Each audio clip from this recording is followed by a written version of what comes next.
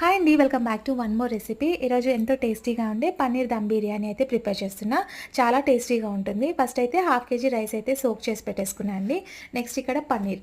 Half KG రైస్కి పావు KG paneer అయితే సరిపోతుంది. టమాటా, అల్లం వెల్లుల్లి, కొత్తిమీర, పుదీనా, బిర్యానీ ఆకు, కస్తూరి మెంతి, ధనియా పౌడర్, చెక్క, లవంగ, ఇలాచి, రోజ్ పెటల్స్, గరం మసాలా అన్నీ పక్కన పెట్టేసుకున్న తర్వాత ఆనియన్స్ని అయితే గోల్డెన్ బ్రౌన్ వచ్చేంత వరకు ఫ్రై చేసుకోవాలి.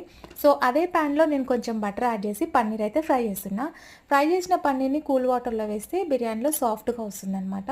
సో నెక్స్ట్ ఇక్కడ టమాటాలు మగ్గిచ్చేసుకొని హోల్ గరం మసాలా వేసేసుకోవాలి. సో దీంట్లోనే ఉప్పు, కారం, పసుపు, నిమ్మరసం, పెరుగు అన్నీ వేసేసుకోవాలండి. సో చాలా సింపుల్గా ఉంటుంది, టేస్టీగా ఉంటుంది. మనం రెడీ చేసుకున్న టమాటా పేస్ట్ వేసేసుకోవాలి.